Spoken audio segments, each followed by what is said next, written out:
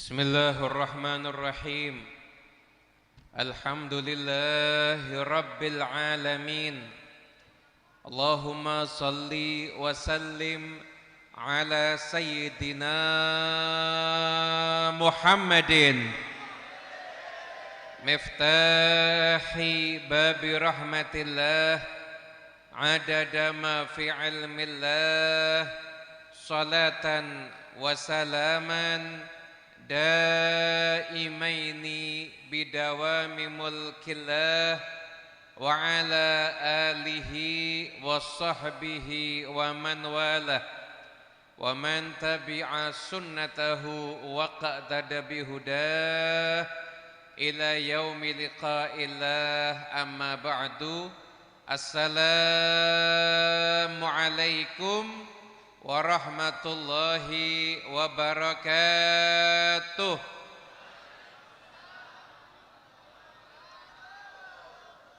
Yang sama-sama kita hormati, kita muliakan guru kita semuanya, Al-Habib Ali Zainal Abidin bin Segaf bin Abu Bakar bin Muhammad As-Segaf, guru kita Al-Habib Umar Zaki bin Abu Bakar As-Segaf, Habib Saleh bin Abdurrahman Al-Jufri, serta Romo Kiai Mas'ud Masduki selaku Rais Syuriah PWNU Yogyakarta, Romo Kiai Haji Nur Jamil Dimyati, mudah Allah Ta'ala panjangkan usia beliau fi sihatin wa afiyah insyaallah.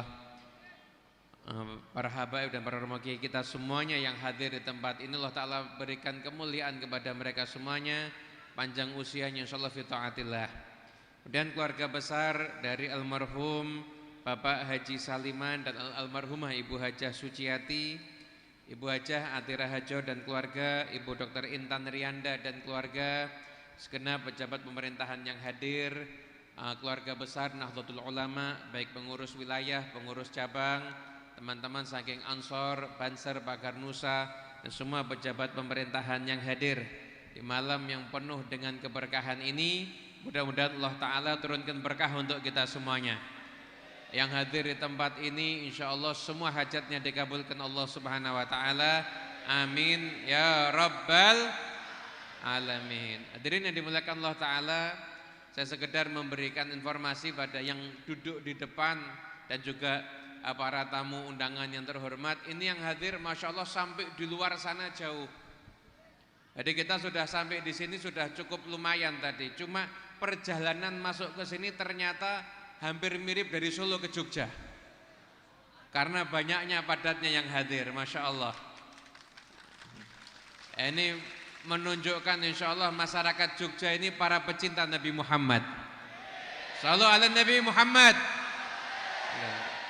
Hadirin yang dimuliakan Allah Ta'ala, alhamdulillah dan semua berkumpul di tempat ini, sama-sama kita bersolawat kepada Rasulullah Sallallahu Alaihi Wasallam. Kemudian kita semuanya berniat, berzikir, bersolawat, berkumpul dengan orang-orang soleh, kita mencari ilmu. Insya Allah kita semuanya melaksanakan amal yang bisa menyebabkan Allah ridho kepada kita semuanya. Nabi Muhammad senang dengan kita semuanya.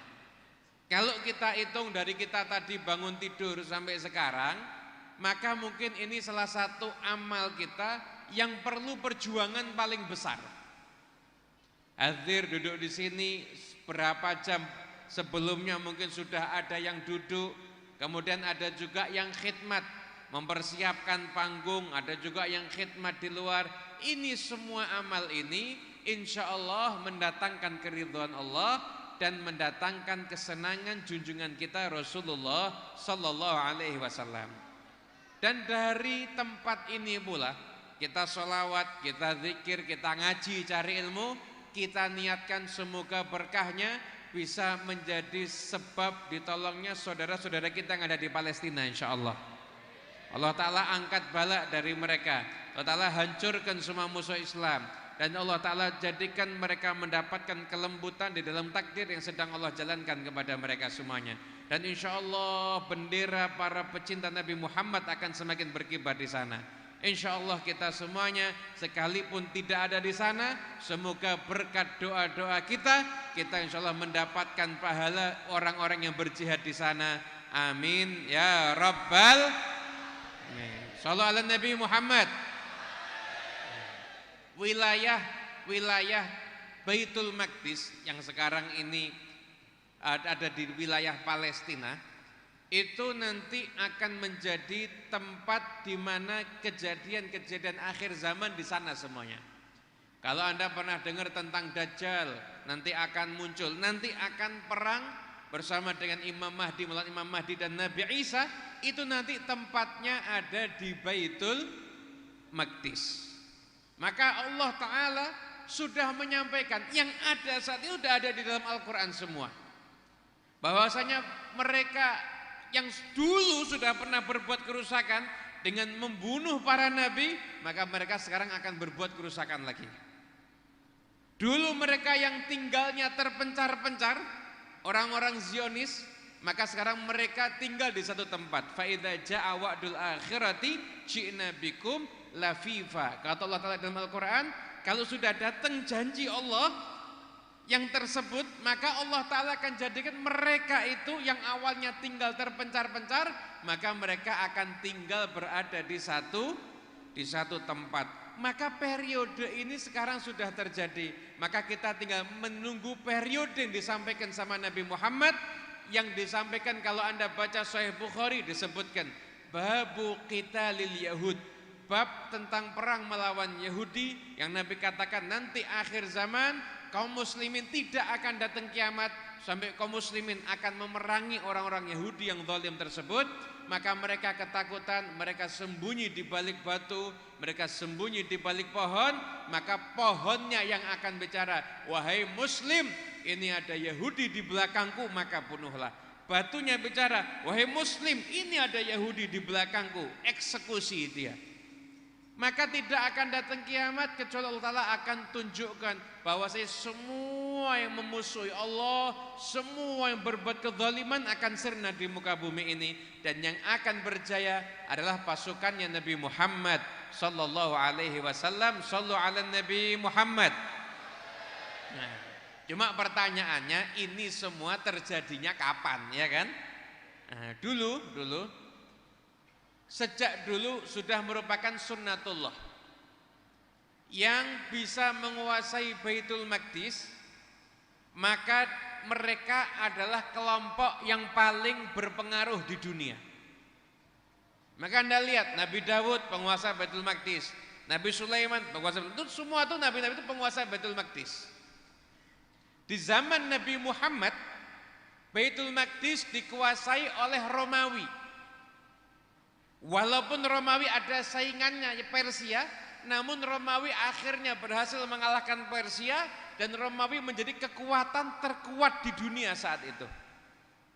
Sudah aturan Allah, penguasa Baitul Maqdis itu adalah kelompok yang akan paling kuat di dunia. Sampai datang Khalifah Sayyidina Umar bin Khattab di masa beliau, maka Sayyidina Umar bin Khattab mengutus kaum muslimin, ya ketika itu pimpinan pasukan Abu Ubaidah Ibnul Jarrah. Kemudian perang sampai mendekati Baitul Maqdis, maka ketika itu Romawi mengambil keputusan yang mengagetkan. Romawi yang saat itu paling kuat di dunia tidak siap berperang melawan umat Islam. Padahal mereka pasukannya ratusan ribu, kaum muslimin pasukannya cuma sedikit saat itu. Mereka persenjataannya komplit, kaum muslimin persenjataannya seadanya. Kenapa mereka tidak berani dan tidak siap melawan umat Islam? Karena menyaksikan tentara-tentara umat Islam, mereka adalah orang-orang yang dipenuhi waktunya ibadah kepada Allah Subhanahu wa taala. Tiap malam kalau tentara yang lain tidur, tentara umat Islam itu bangun malam membaca Al-Quran, sampai dikatakan itu di perkemahan tentara-tentara umat Islam itu kalau malam seperti suara tawon, ada suara geremeng-geremeng gitu, tapi ramai sekali. Semuanya itu membaca ayat suci Al-Quran. Karena kesolehan pasukan kaum muslimin, Raja Romawi tahu ini pasukan memang jumlah kecil, persenjataan sedikit, tapi mereka mendapatkan pertolongan dari Tuhannya. Percuma melawan mereka, nggak akan menang. Maka mengambil keputusan Raja Romawi, kunci Baitul Maqdis, Masjidil Aqsa kami serahkan kepada umat Islam, tapi yang menerima harus langsung khalifahnya. Datanglah Khalifah Sayyidina Umar bin Khattab pakai kendaraan keledai seadanya, kemudian bajunya tambalan. Ketika itu ditegur, "Wahai Umar, bajunya kok tambalan? Ini mau nerima kunci Baitul Maqdis, ini orang-orang Romawi, lihat loh, khalifahnya umat Islam itu seperti apa. Masa pakai baju tambalan, kan malu nanti kita." Maka ketika itu Sayyidina Umar mengatakan apa? "Nahnu qaumun a'azzanallahu bil Islam." Kami ini sekelompok kaum yang Allah Ta'ala muliakan kami dengan Islam. Allah menangkan kami karena Islam. Kalau kami cari kemenangan dari jalurnya yang bukan jalur yang diajarkan sama Islam, kami cari kemuliaan bukan di jalur yang diajarkan sama Islam, maka berarti kami sudah akan dihinakan sama Allah. Akhirnya diterima kunci Baitul Maqdis. Begitu kaum muslimin menguasai Baitul Maqdis, langsung kaum muslimin gak perlu waktu lama, hampir 2/3 dunia, sampai benua Afrika, sampai masuk ke Spanyol, benua Eropa, sampai wilayah Turki, 2/3 dunia dikuasai oleh umat Islam setelah umat Islam menaklukkan Baitul Maqdis. Dalam perjalanannya Baitul Maqdis itu pernah dikuasai lagi oleh kelompok non-muslim saat itu. Ketika itu terjadi itu di masa hidupnya Imam Ghazali.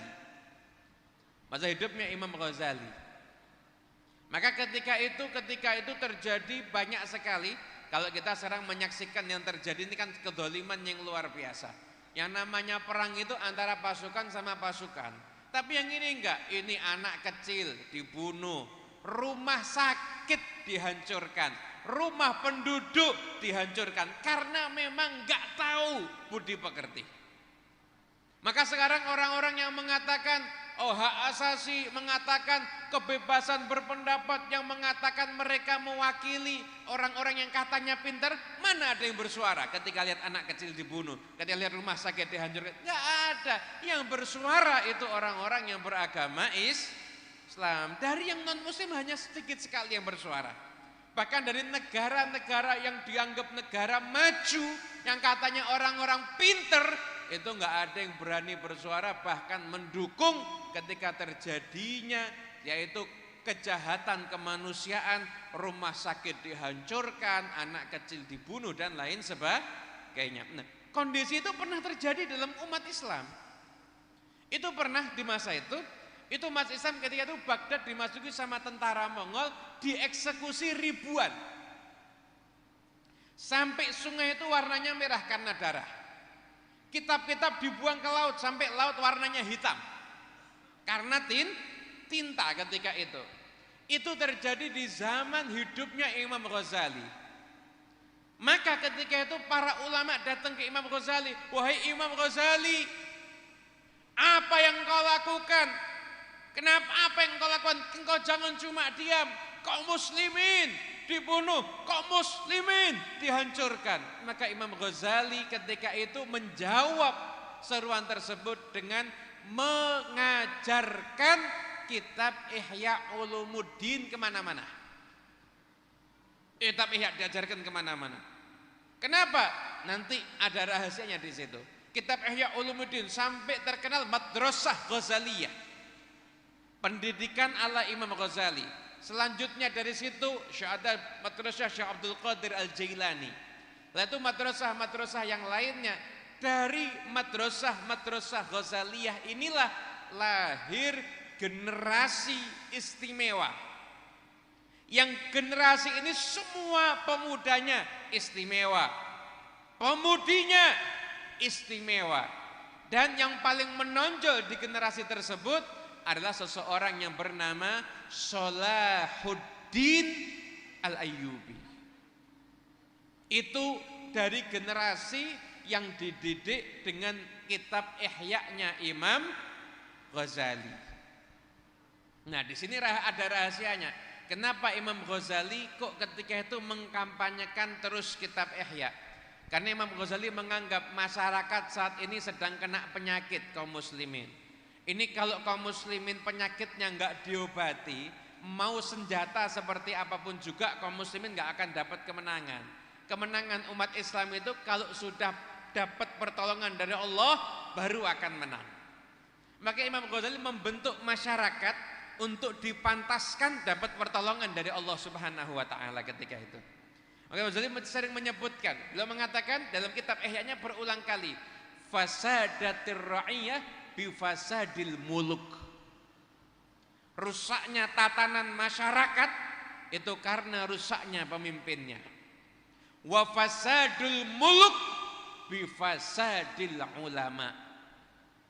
Rusaknya pemimpin itu karena rusaknya para ulama. Kalau sudah ulamanya dikuasai cinta dunia, cinta pangkat, cinta harta, cinta popularitas, cinta kedudukan, maka tidak akan berani untuk memperbaiki kerusakan-kerusakan yang terjadi di antara umat. Kenapa? Khawatir hartanya, dunianya terganggu, pangkatnya terganggu, popularitasnya terganggu. Itu yang mereka khawatirkan. Hingga akhirnya diobati ini oleh Imam Ghazali. Maka Salahuddin Al-Ayyubi yang hebat seperti itu hasil didikan kitab Ihya Ulumuddin. Nah, Shallallahu ala Nabi Muhammad. Ini diteliti sama salah seorang, yaitu Dr. Majid Irsyad Al-Kailani. Beliau buat kitab, judulnya Hakadha Dhahara Jil Salahuddin wa Hakadha Adatul Quds. Beginilah munculnya generasi Salahuddin dan beginilah tradisi-tradisi Masjidil Aqsa. Nah, hadirin yang dimuliakan Allah Ta'ala, oleh karena itu setelah muncul Saudara Al-Ayyubi, maka tahun 580-570 Baitul Maqdis dikuasai lagi oleh umat Islam, dan pasukan Mongol yang membunuh kaum muslimin dimanapun mereka jumpai berhasil dikalahkan oleh tentara Mesir ketika itu. Nah, di saat itu di masa tersebarnya ajaran-ajaran yang mengajarkan orang untuk berakhlakul karimah, ajaran-ajaran yang mengajarkan orang untuk cinta kepada Nabi Muhammad sallallahu alaihi wasallam. Shallallahu ala Nabi Muhammad. Itu masa hidupnya Syekh Abdul Hasan Asyadili, masa hidupnya Syed Ahmad Al-Badawi, masa hidupnya Imam Al-Busiri, Syekh Abdul Qadir Al-Jailani, Imam Ghazali. Di masa-masa itu mereka berjuang dan berdakwah memperbaiki kondisi umat. Hasilnya umat mendapatkan pertolongan dari Allah Subhanahu wa ta'ala. Sekarang kita nanya, pengen gak dapat pertolongan dari Allah? Pengen apa enggak? Kuncinya satu, yuk kita perbaiki diri kita. Yuk kita mulai lagi ikuti ajaran-ajaran syariat. Kita mulai berubah berakhlak luhur, berakhlak yang mulia. Itu diceritakan. Kita baru mendengar ceramahnya Habib Umar beberapa jam yang lalu. Itu Habib Umar menceritakan kurang lebih, Habib Umar yang cerita, Habib Umar bin Hafid, beliau cerita, saya ketemu dengan orang yang usia sudah sangat tua di waktu itu. Orang ini cerita kurang lebih masa 60-70 tahun yang lalu, itu toko-toko yang ada di wilayah-wilayah yang banyak umat Islamnya seperti Mekah, Madinah, di Haram Mekah, di Haram Madinah, di tempat-tempat pemukiman kaum muslimin, itu setiap toko di situ pasti ada mushaf Quran dan kitab sholawat Dalailul Khairat. Jadi ini yang jaga-jaga toko itu kalau pas ada pembeli, mereka baru melayani pembeli. Kalau nggak ada, mereka baca Quran. Mereka baca Quran. Di pasar-pasar nih, pasar toko-toko baca Quran. Nanti mungkin selesai baca Quran, nanti mereka baca Dalailul Khairat. Itu aktivitasnya seperti itu. Lah Anda bayangkan kalau yang di pasar aja bacaannya Quran, bacaannya sholawat. Maaf, sekarang ini yang di masjid nggak baca Quran. Padahal dulu di pasar aja baca Quran, Dalailul Khairat. Baca Quran, Dalailul Khairat. Itu yang jual susu Mereka gitu, isyrab halib wa shallu 'alal habib. Minum susu dan lupa sholawat sama Nabi Muhammad. Isyrab halib wa shallu 'alal habib. Isyrab halib wa shallu 'alal habib. Itu pasar kalau ditinggal enggak ada pencurinya. Pasar ditinggal enggak ada yang mencuri. Terus kemudian mereka ini kalau mereka datang ada pembeli dan lagi ada pembeli, datang lagi pembeli berikutnya, mereka akan bilang, tempat toko di samping sana, tempatnya sahabat saya belum ada yang beli. Dia juga jual barang yang sama dan harganya sama. Ayo, toko model gitu di mana sekarang? Toko model gitu mau cari di mana sekarang? Ini toko, jadi kalau ada itu teman saya kesian, belum ada yang beli. Kamu beli di sana, harganya sama kok, barangnya pun juga sama. Lah, itu kalau umat Islam seperti itu, maka mereka akan mendapatkan pertolongan dari Allah Subhanahu wa ta'ala. Tapi kalau itu ditinggalkan, maka nggak akan datang pertolongan dari Allah Subhanahu wa ta'ala. Oleh karena itu, kalau hidup kita ini pengen hidup yang benar, hidup yang bagus, ngikuti suratul mustaqim, insya Allah hidupnya dapat pertolongan dari Allah Subhanahu. Urusan apapun juga, urusan belajar insya Allah dimudahkan, urusan jodoh insya Allah juga dimudahkan. Saya tadi kesian, ini ada yang HP-nya kasih tulisan asmara hancur, sholawat meluncur. Kesian, memang sekarang ini banyak pemuda patah hati. Kenapa kok patah hati? Karena salahnya sendiri, belum nikah kok jatuh cinta. Betul apa betul? Belum nikah kok jatuh cinta, memangnya jodohmu? Ngapain jatuh cinta sama istrinya orang? Itu hasilnya asmara hancur tadi itu. Tapi kalau Anda sekarang berubah, enggak, saya sekarang berubah. Salat subuh di masjid, ikut kuliah, belajar, ngaji, kemudian hormat sama orang tua, birrul walidain, insya Allah enggak ada kata asmara hancur. Kalau Anda ditolak, berarti dia rugi tidak mendapatkan Anda. Setuju? Sallallahu alaihi Nabi Muhammad. Tapi lurus dulu, ngaji yang benar dulu. Nanti insya Allah kalau sudah hidupnya lurus, nanti baru dapat pertolongan Allah Subhanahu wa ta'ala. Kita nih yang di sini nih. Ini kalau kita ngubah diri kita jadi lebih baik, itu insya Allah pertolongan pada seluruh kaum muslimin, termasuk yang di Palestina juga akan diberikan sama Allah Ta'ala. Nah, muslim itu kal jasadil wahid, seperti satu jasad, masing-masing itu saling terikat dan saling mempengaruhi. Gitu. Hadirin yang dimuliakan Allah Ta'ala, oleh karena itu di majlis ini kita belajar. Ini adalah majlis pemintaran. Majlis yang buat orang semakin pintar. Kenapa? Nabi yang ngajarin adibu auladakum ala salati khisal. Kira-kira ada enggak yang buat kurikulum lebih hebat dari Nabi Muhammad? Ada enggak? Ada. Yang paling pintar siapa? Nah, Rasulullah. Ini kepintarannya Nabi Muhammad dibandingkan dengan manusia. Itu disebutkan. Kenapa ini? Apa? Oh ya. Nah, jadi kameramennya tolong di sini banyak remaja baper soalnya. Sallallahu alaihi Nabi Muhammad. Lanjut. Kepintaran Nabi dibandingkan dengan manusia pada umumnya. Itu ibarat kerikil seluruh dunia dikumpulkan, cuma satu kerikil itu diambil, ini akal manusia dari zaman Nabi Adam sampai hari kiamat, itu cuma dapat satu kerikil, sisanya Nabi Muhammad SAW. Berarti paling pintarnya manusia itu Rasulullah SAW. Apa kata Nabi? Adibu auladakum ala thalathi khisal. Didik anak-anak kalian untuk ngerti 3 perkara. Hubbi nabiyikum, cinta sama Nabi, cinta keluarga Nabi, wa hubba ali baitihi, wa qiraatil Quran, dan membaca Quran. Ini 3 kurikulum kalau sudah dijalankan, semua ilmu lainnya akan nyusul dan ngikuti. Insya Allah. Kenapa? Karena ini jangan dikira datang di sini nggak belajar. Ini justru tempat belajar.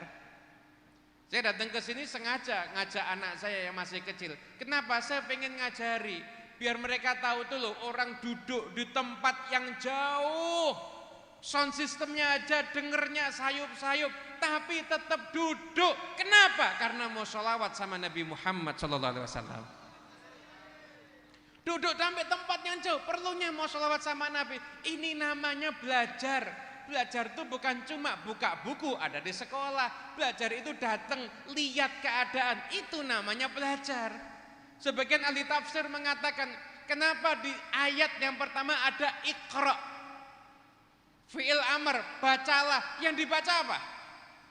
Disebutkan nggak di Al-Quran? Apa yang dibaca? Maknanya apa? Bacalah semuanya. Belajarlah dari semuanya. Belajarlah dari buku. Belajarlah dari kamu memandang orang saleh. Belajarlah dari kamu lihat kehidupan orang saleh. Belajarlah dari kamu menyaksikan alam. Belajarlah dari kamu menyaksikan apapun yang ada. Itu namanya belajar seperti itu.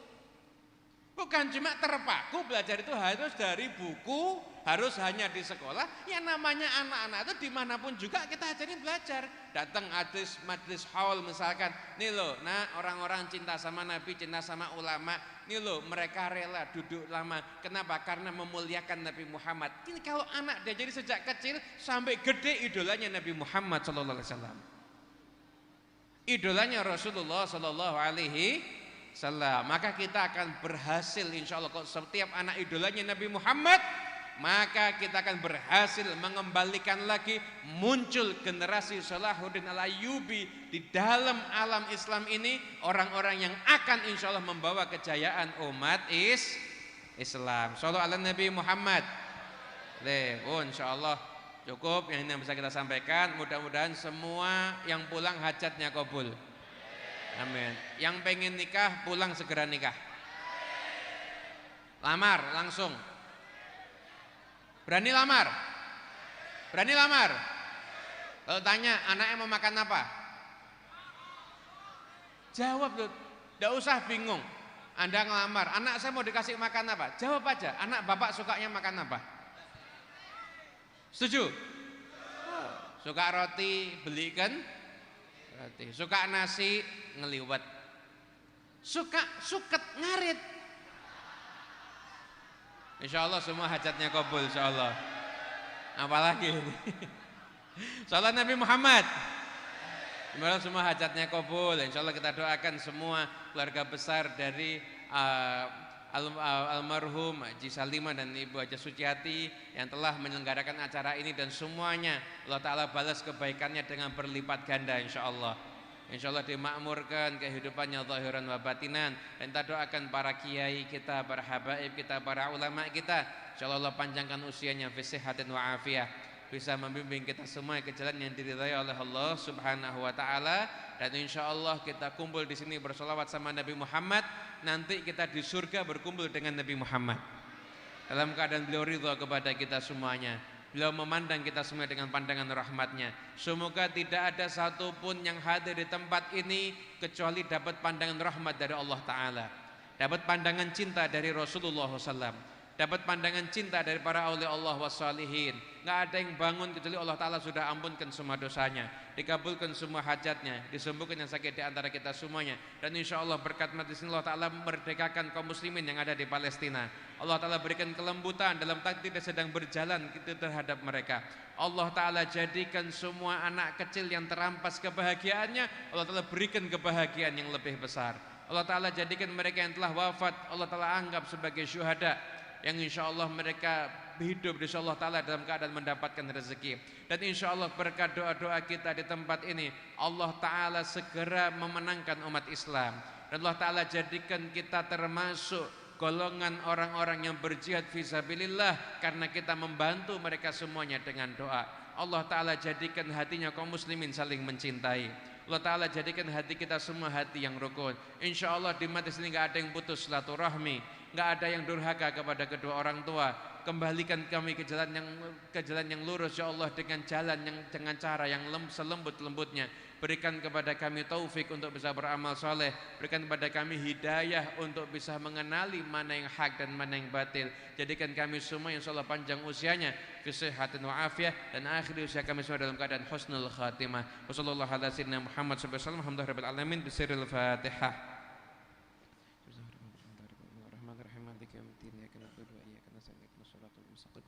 Shiratal ladzina an'amta 'alaihim ghairil maghdubi 'alaihim waladdallin. Amin ya rabbal alamin. Dari saya cukup sekian. Wassalamualaikum warahmatullahi wabarakatuh. Waalaikumsalam warahmatullahi wabarakatuh. Dihaturkan ribuan terima kasih kepada beliau guru kita Habib Muhammad bin Husain